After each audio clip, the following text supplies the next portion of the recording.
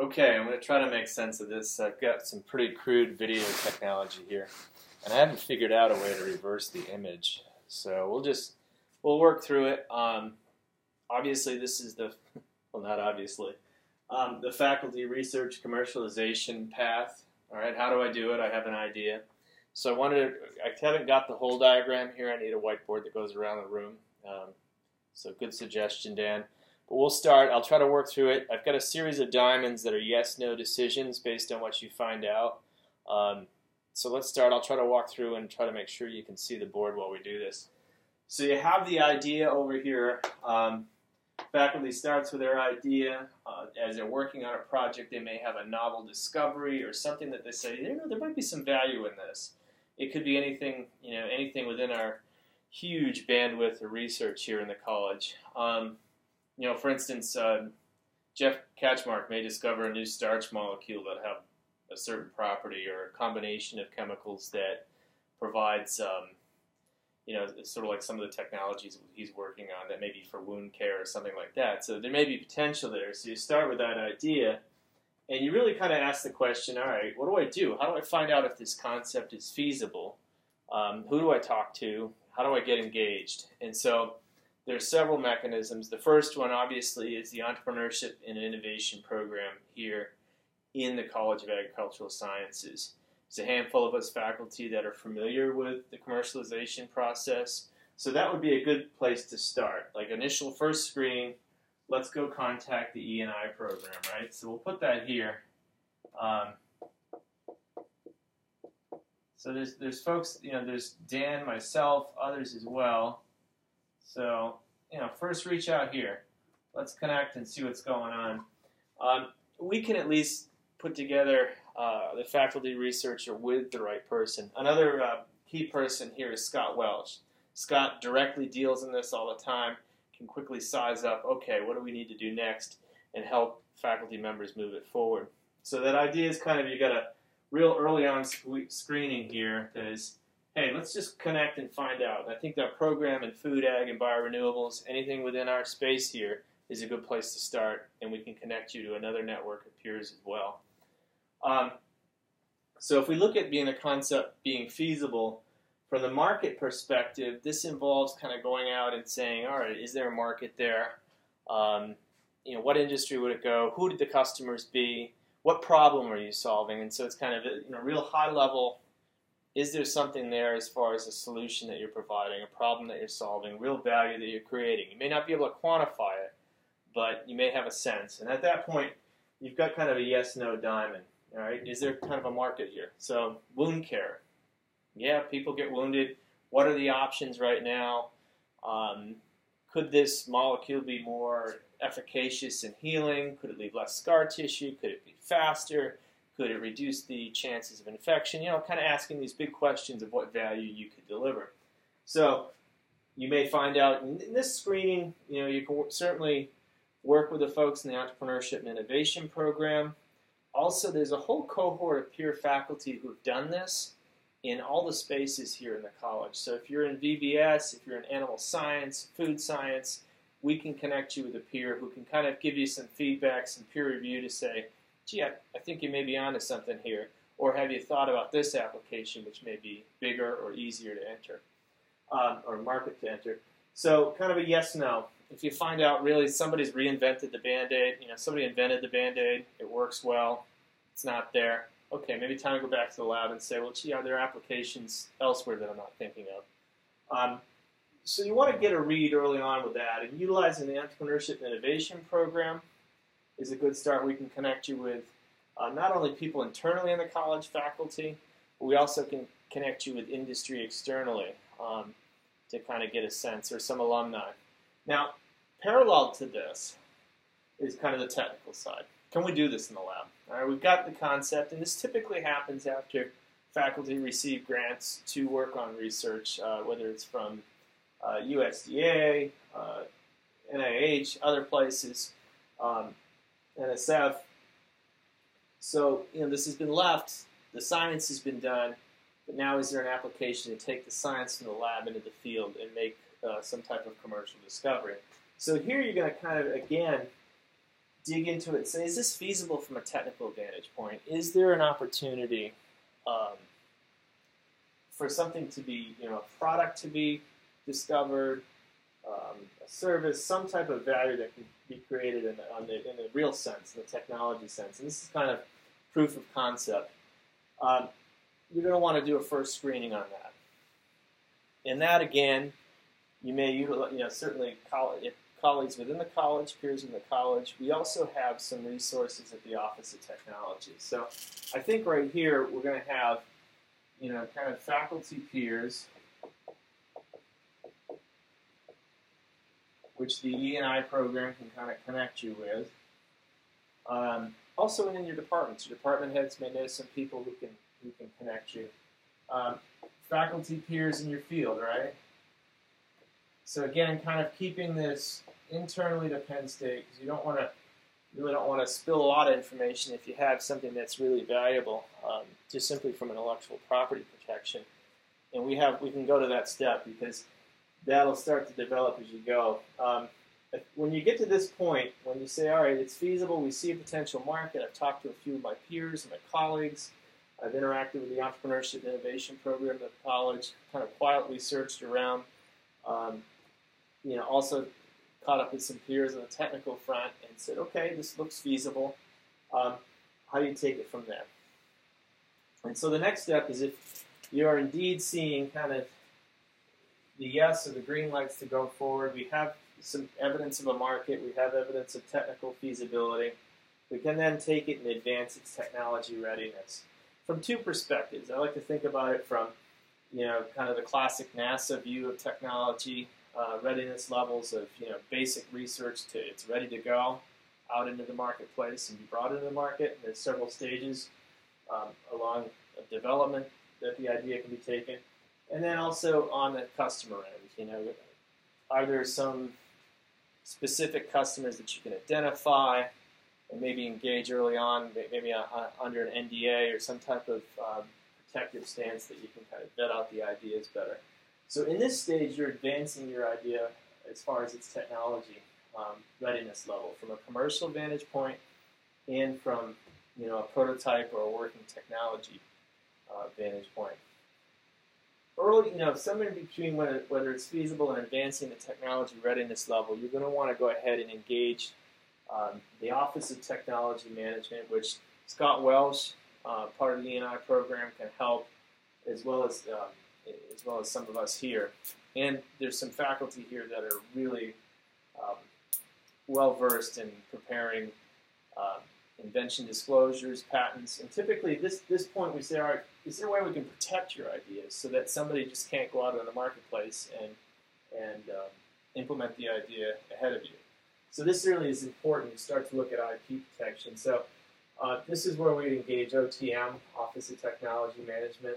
They have a whole host of tools that can put you into, help you fill out a disclosure, and then think about kind of a patent IP strategy. So how do you protect your idea? And there's a lot of ways for protecting your intellectual property beyond just a patent. So we start with that IP protection. On the other end, once you have that, you want to start there on the technology. Get that locked up so you have a track record of what your discovery is. Keeping classic lab techniques, keeping working notebooks, good notes, and then developing that disclosure through the Office of Technology Management. We have a contact in the Office of Technology Management, Matt Smith, who's our lead in the college. He's very knowledgeable about some of the discoveries we've had in ag. So kind of developing that strategy. Of course, in the lab, you may be working on prototypes, figuring a way to scale up, as opposed to you may have had one starch molecule way back in the early days. Now you have 2 million, and you can make enough of a material to really say, okay, does this work in a potential application? So you're advancing your technology. There's several tools to help do that. On the proof of concept end, we have our College RAIN program. So if you need some funding to kind of bring it, okay, it looks feasible, how do we bring it forward? And that's out of Gary Thompson's office, so Associate Dean for Research, RAIN transition grants, up to $75,000 to help you move it along this readiness level to be brought out into the field or marketplace. So I'm going to put rain down here.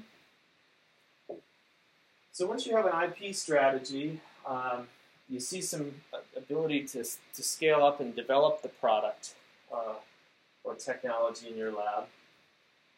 You've developed some protection. You may need some resources to do that. There are also some other transition grants as well from some of the other foundations and third-party institutions that are also available. But there's a whole host of them.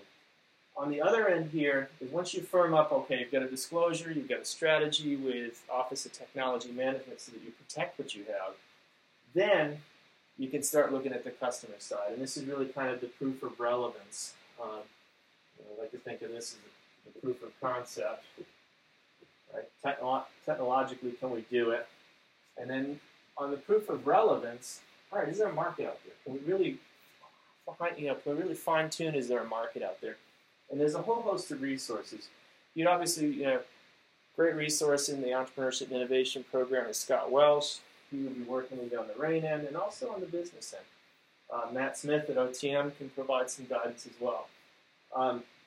This is where you may engage specific industry contacts, and we have an industry-sponsored research program, relationships with industry partners, and this also, the University Office of Industry Relationships. And our contact is Don Mothersbaugh. And Don's very well versed and knowledgeable of what ideas or what technologies have been developed in the college, what the process looks like. So we would, the Office of Industry Relations out of Old Main would tie in as well. So that's another concept. There's also, as part of the RAIN program, there's a chance to put some MBAs through SMEAL to kind of investigate the market viability of your technology. So this would be done through the Farrell Center of Entrepreneurship or APEX. But just think that there may be some SMEAL MBAs here that can help you vet out the technology. So that's another resource that can be engaged through this process. A central hub here that we would provide from the Entrepreneurship and Innovation Program is to help connect you with these folks, because there's a lot going on, but high level, the process is fairly straightforward once you know who to engage. So as you're starting to work through this area of technology relevance or readiness from a market and a technological vantage point, those are a handful of resources. You personally as an entrepreneur or as an innovator or an innovative faculty member can also benefit from some of the resources we have here for your professional development. And a key resource is the Ben Franklin Tech Accelerators. This kind of works, you take your idea, you work with Ben Franklin, there's more mentoring. Scott Welsh would be involved as well. And so this is important to think about because this would bridge these two areas nicely to help move your technology forward. So I'm going to put Ben Franklin here. I'm going to kind of squeeze it in here. So Ben Franklin is another resource, and to kind of help develop you and your idea along as to what you'd like to do with it. And that is if you're really thinking about assuming some role in the commercialization of this technology. Don't have to be the CEO, but you may want to be the Chief Science Officer, certainly if it's your technology that you develop. So if you find out as you're developing along this path, there's going to be several gates. I mean, it just doesn't stop at one point, but you'll figure out kind of some milestones to take your technology to understand it from the developmental sense. Can you actually create something? And then from the market sense, is there value to be brought out into the field? Are you solving real pain points and problems? So this goes along several stages. It's been shortened here just to get it all on one board and on a high level look at this. But you would work with Scott, with the folks at Office of Technology Management, some of the folks in the program, and also some peer faculty to say, what are real reasonable milestones to take my technology along so that we can bring it to the market? And we'll discuss that on the next part of this board here. All along you're going to run into, all right, do I have, early on, do I have some sense of IP protection here? No, yes, no. If you don't, you're going to want to kind of go back to the drawing board and see a way to protect your idea. And that doesn't necessarily just mean a patent. There are other ways. but you want to develop some type of strategy. And this, there's one key point to remember, that this could be iterative, that typically the path to commercialization isn't one neat linear straight line. Sometimes it kind of can have one of these looks to it. But if you're motivated and you really want to see some of your ideas get out in the world and address the big why, this is one great vehicle for bringing research out into the field and actually having impact on humanity. So just a thought there. On the technology readiness, you are going to run into these decision points. Can we scale it up? Can we create 2 million molecules? If not, why? And so it's iterative, classic development work. Market as well. You may not have the right industry at first. You may change direction, and a lot of times we'll call it pivoting. You may decide that healthcare isn't it. It might be an industrial filtration, might be a better market to start with. So just thinking through that, there's a series of these yes and no gates. As you go further on down the line here, which we'll look at this last point, everything's backwards, so we'll get through it. You have a field trial or beta test. So this is further on down the road. You may have 5 steps in between early on and field test, or you may have 20, depending on what you're working with. But on the field test, are you going to do a field trial? Put this product out. If it's the molecule that you're going to make a filter with, you're actually going to make enough of these molecules and mold a filter to try and see what it captures, right? That type of thing. So you're going to say, you really kind of have these questions of, does the technology work in application? Yes, no. Go back to the drawing board if it doesn't. Go forward on a bigger scale if it does. And there's a lot of resources here that we can build off of: the Office of Industry Relations, Office of Technology Management, the Entrepreneurship and Innovation Program internally here in the college can connect you with some industry partners to really kind of try this out in the field. Is there some applications you can look at? Obviously, your professional networks are going to be rich in contacts that are working in a space.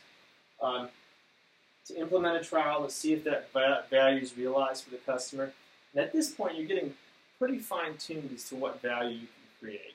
You actually put a dollar figure on it and figure out how big that could be, market-wise or potential-wise. And so these, again, are kind of yes-no stage gates. They change. So after we go, we'll stop here and go from the field trial to actually full-blown commercial launches in the next clip here.